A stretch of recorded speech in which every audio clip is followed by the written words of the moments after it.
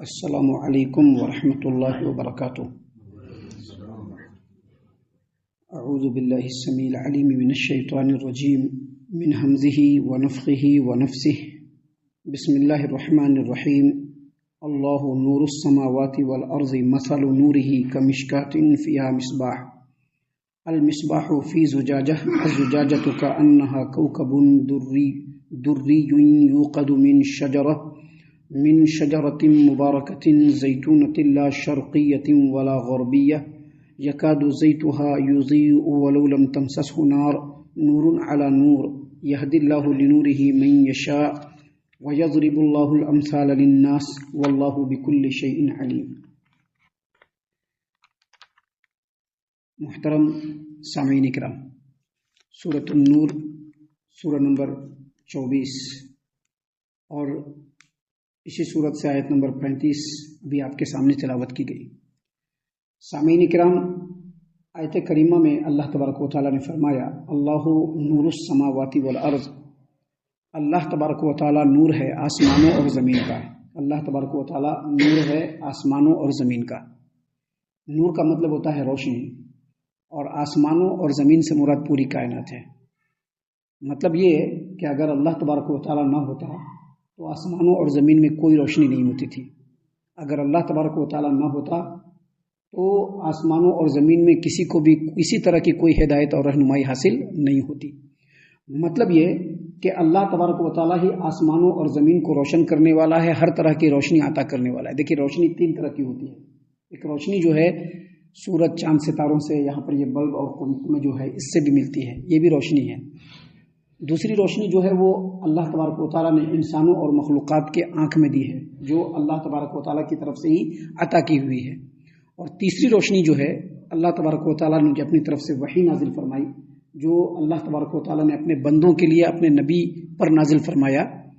یہ جو وحی ہے جس کو ہم دین اسلام سے تعبیر کر سکتے ہیں، اللہ تبارک و تعالیٰ کے احکام سے تعبیر کر سکتے ہیں، یہ بھی روشنی ہے۔ اس کو کہتے ہیں ہدایت و رہنمائی کی روشنی۔ تو یہاں پر اللہ تبارک و تعالیٰ نے جو فرمایا ہے کہ اللہ تبارک و تعالیٰ نور ہے آسمانوں کا اور زمینوں کا، اس کا مطلب یہ ہے کہ آسمانوں اور زمین میں جس طرح کی بھی روشنی ہے، وہ ساری کی ساری روشنی کس کی ہے؟ اللہ تبارک و تعالیٰ کی ہے۔ آسمانوں اور زمین میں جو روشنی عطا کرنے والا ہے وہ کون ہے؟ اللہ تبارک و تعالیٰ ہے۔ کسی کو ہدایت ملتی ہے، رہنمائی ملتی ہے، تو وہ روشنی دینے والا کون ہے؟ اللہ تبارک و تعالیٰ۔ دیکھیے، حدیث ہے صحیح البخاری کتاب التہجد حدیث نمبر 1120، اور صحیح مسلم کی روایت ہے، نبی کریم صلی اللہ علیہ وسلم نے فرمایا لک الحمد انت نور السماوات والارض ومن فیہم۔ اللہ تبارک و تعالیٰ ہر قسم کی تعریفیں تیرے لیے ہے، اور تو ہی آسمانوں اور زمین کا، اور آسمانوں اور زمین کے درمیان جو کچھ ہے اس کا تو نور اور روشنی کون ہے؟ اللہ تبارک و تعالیٰ تو ہی ہے۔ اس سے یہ پتہ چلتا ہے کہ اللہ تبارک و تعالیٰ نور ہے۔ اللہ تبارک و تعالیٰ کی ذات سے ہی پورے کائنات کے اندر روشنی ہے۔ آسمانوں اور زمین میں جس طرح کی بھی روشنی ہے وہ اللہ تبارک و تعالیٰ کی طرف سے ہے۔ ہدایت کی روشنی جس کو بھی ملتی ہے وہ رب العالمین کی طرف سے ملتی ہے۔ اسی لیے اللہ نے فرمایا اللہ نور السماوات والارض، اللہ نور ہے آسمانوں اور زمین کا۔ آگے اللہ تبارک و تعالیٰ نے مثال دیا۔ مثال کیا دیا؟ مثل نورہ کمشکاۃ فیہا مصباح، اس کے نور کی مثال مثل ایک طاق کے ہے۔ طاق سمجھتے ہیں؟ ابھی تو اس طرح کا چلن نہیں ہے، پہلے دیواریں ذرا موٹی بنتی تھی اور دیواروں کے اندر ایک جگہ چھوڑا جاتا تھا اور اس کے اندر چراغ جا کر کے رکھا جاتا تھا تاکہ پورا گھر روشن ہو۔ اونچائی پہ ایک طاق بنایا جاتا تھا دیوار کے اندر ہی، ایسے بالکل اسکوائر، اور اس کے اندر چراغ رکھا جاتا تھا، اس کو کہتے ہیں طاق۔ یا دیواروں کے اندر ایک جو ہے اسکوائر بنا کر کے اس میں سامان رکھا جاتا تھا، اس کو کیا کہتے ہیں؟ طاق۔ کیا کہتے ہیں اس کو؟ طاق۔ سامعین کرام، یہاں پر اللہ تبارک و تعالیٰ نے فرمایا مثل نورہ کمشکاۃ فیہا مصباح، اس کے نور کی مثال ایک طاق کی ہے جس طاق میں ایک چراغ ہے۔ ابھی طاق کی جگہ جو ہوتی ہے وہ لمیٹڈ ہوتی ہے کہ نہیں؟ طاق جو دیوار میں بناتے ہیں اس کی جو جگہ ہوتی ہے وہ لمیٹڈ ہوتی ہے، وہ پورے گھر میں نہیں ہوتی، بلکہ وہ ایک خاص جگہ ہوتی ہے جہاں پر ایک چوکور جو ہے بالکل اسکوائر ایک طاق بنایا جاتا ہے۔ اللہ نے فرمایا کہ اللہ کے نور کی مثال ایک طاق کے ہے جس میں ایک چراغ ہو، اور پھر آگے مثال دیا، اور چراغ جو ہے اللہ نے فرمایا المصباح فی زجاجہ، چراغ جو ہے وہ روشن قندیل کے اندر ہو۔ قندیل کس چیز کا ہو؟ شیشہ کا ہو. ابھی دیکھیے گا پرانے زمانے میں بھی دیکھیے گا لالٹین ہوتا تھا. لالٹین میں بتی جلایا جاتا تھا، آگ جلایا جاتا تھا اور پھر اس کو کس چیز سے کور کیا جاتا تھا؟ شیشے سے کور کیا جاتا تھا. اس کے ایک زمانے کے بعد لیمپ آیا. لیمپ میں بھی کیا لگایا جاتا ہے؟ بتی لگا کر کے اور پھر اس کو شیشے سے کور کیا جاتا ہے. آج کل جو بلب ہے جو ہم دیکھ رہے ہیں، بلب ہو یا مرکڑی ہو یا جو بھی ہو، ٹیوب لائٹ ہو، سب دیکھیں گے اس کے اندر اس کو کور کرنے کے لیے شیشے کا ہی استعمال کیا جاتا ہے. کیوں؟ کیونکہ روشنی اگر ہوگی اور اس کے اوپر شیشہ لگایا جائے گا تو روشنی اور چھن کر کے بہت ہی وضاحت کے ساتھ نکلے گی. اللہ نے اسی بات کو یہاں پر بیان فرمایا کہ اللہ تبارک و تعالیٰ کے نور کی مثال سمجھ لو کہ دیوار میں ایک طاق ہے اور طاق کے اوپر ایک چراغ رکھا ہوا ہے. المصباح فی زجاجہ، اور جو چراغ ہے وہ شیشے کی روشن قندیل کے اندر ہے. آج بھی دیکھیں گے جو شو لائٹ وغیرہ لوگ لگاتے ہیں وہ بھی شیشے کے اندر ہی پیک ہوتا ہے. کیوں؟ کیونکہ اس کی روشنی بالکل چھن کر کے آئے گی. آگے اللہ تبارک و تعالیٰ نے فرمایا الزجاجۃ کأنها کوکب دری یوقد من شجرہ مبارکۃ زیتونہ. اللہ نے فرمایا کہ وہ جو چراغ ہے جو روشن شیشے کی قندیل میں ہے، وہ چراغ اور شیشے کی جو قندیل ہے وہ بالکل چمک رہا ہے. کس کی طرح سے؟ ستاروں کی طرح سے چمک رہا ہے. کس کی طرح چمک رہا ہے؟ ستاروں کی طرح سے. کأنها کوکب دری، بہترین اور بے مثل ستاروں کی طرح چمک رہا ہے. اور اس چراغ کے اندر جو روشنی ہو رہی ہے، ابھی چراغ جو پہلے جلایا جاتا تھا، ابھی تو اس طرح کی کا چلن نہیں ہے. پہلے جو چراغ جلایا جاتا تھا اس میں کیا کیا جاتا تھا؟ تیل ڈالا جاتا تھا. ہمارے یہاں کیروسین تیل ڈالا جاتا تھا، لیکن کیروسین تیل کے علاوہ بہت سارے لوگ آج بھی دیے جو جلاتے ہیں وہ گھی سے جلاتے ہیں اور دوسرے تیلوں سے جلاتے ہیں. ویسے ہی عرب ممالک کے اندر جو زیتون کی جو کھپت ہے اور اس کا جو پیداوار ہے، اس کی وجہ سے زیتون کے تیل سے بھی چراغ جلایا جاتا ہے. تو اللہ تبارک و تعالیٰ نے یہاں پر مثال دیا ہے کہ الزجاجۃ کأنها کوکب دری، وہ جو شیشے کی جو قندیل ہے وہ چمکتے ہوئے روشن ستارے کی طرح سے ہے. یوقد من شجرۃ مبارکۃ زیتونہ، جو ایسے مبارک درخت کے تیل سے جل رہا ہے جس کا نام کیا ہے؟ زیتون ہے. لا شرقیۃ ولا غربیہ. اور وہ جو زیتون کا جو درخت ہے وہ پورب میں بھی نہیں اور پچھم میں بھی نہیں ہے. اس کا مطلب کیا ہوا؟ مطلب یہ ہے کہ ایک طاق ہے، طاق میں ایک چراغ رکھا ہوا ہے. چراغ جو روشن ہے اس چراغ کے اوپر شیشے کی قندیل رکھی ہوئی ہے. وہ شیشے کی جو قندیل ہے روشن ستاروں کی طرح سے چمک رہا ہے. اور اس چراغ کے اندر جو تیل استعمال کیا گیا ہے، یوز کیا گیا ہے، وہ ایسے درخت کا تیل ہے جو انتہائی مبارک ہے، جس کو ہم زیتون کہتے ہیں.